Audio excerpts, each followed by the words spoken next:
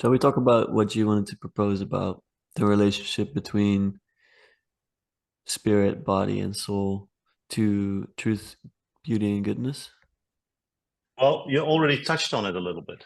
Okay, Because you perfect. said I wanted to do beautiful podcasting rather than um, driven by uh, money or what have you. Um, and I've learned so much from Praveki on that. And I see in the little corner more and more people using sort of shorthand for God or something that's not that threatening is to talk about the truth, uh, Yeah, what is true, what is beautiful, what that's is a good. funny So dimension that's to this, indeed. very nice. Yeah, So you can have. Because if you combine the two, you've got the one, and the one is God, and that's Neoplatonic. So John must be happy about that. But I think it also comes from who we are. And I think one of his other concepts is acceptation. Remember that concept? yeah, That something that was already developed in a reptile is reused in a mammal, is reused in a Homo sapiens. Now, Peterson once had an interview with someone who worked with his students to discover what is beautiful and that was attractive in a partner. And they found out that everything that people find beautiful is actually going back either to your health or your reproductive health or what have you. And then I can say the same about an apple. We have come to find beautiful what is good for our body. So we know that this is a healthy apple. So that's why we like it. So you come to appreciate the taste. Your taste is developed to eat what you need to eat. The horses won't eat certain herbs that are detrimental to their livers. They have evolved to find beautiful or tasteful whatever is good for their survival or reproduction. So the first level of creature that always also strives for beauty is not Homo sapiens or Lucas Vos doing his podcast. It's the reptile. It's the lower level animals that have learned that beauty is something that is positive for reproduction and for survival. And then when we move into social animals, we find out that we are stronger if we are also a team, if we are also cooperating, if we are raising our offspring together, etc. So we find out that certain things are good. And if they are good, then we also find them beautiful. So it's sort of an acceptation of the sentiments of the neurological pathways that were used when developing a sense for beauty are reused by social mammals for things that are good. So the good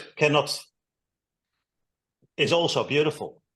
And beauty, if it's not good, we get confused. Hey, it seems like a good apple. It seems like a beautiful woman, but maybe I am already married and I already have kids, so maybe I should not. And then the beauty is less beautiful. So it's not as beautiful anymore to engage with that woman because it would break up my own situation at home and the kids that I'm raising.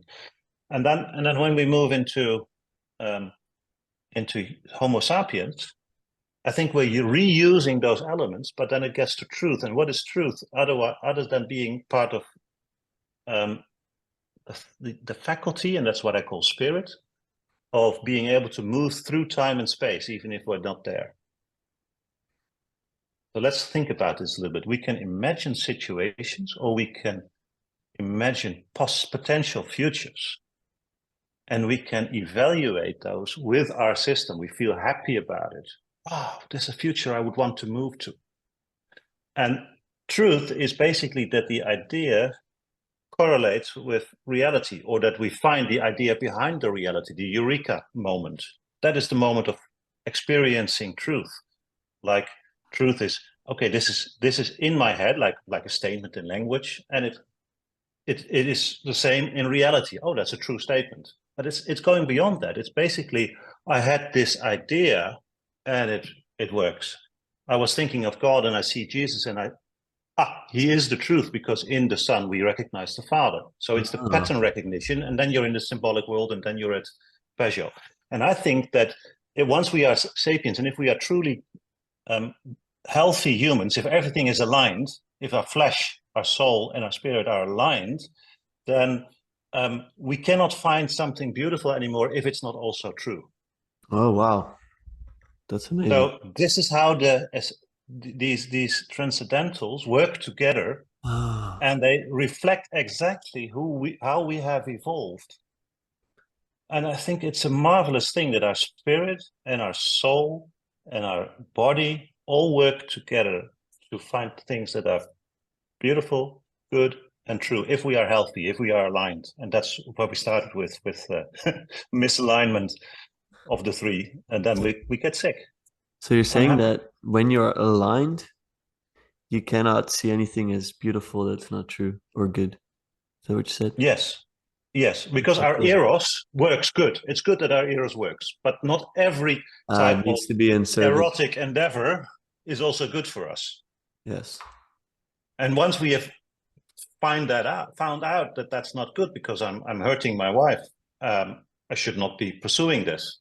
Okay, but now we also go, yes, but I also want to create a family. I want to be a good dad. I want to be a good granddad. I want them to flourish later on. So the pattern must be good.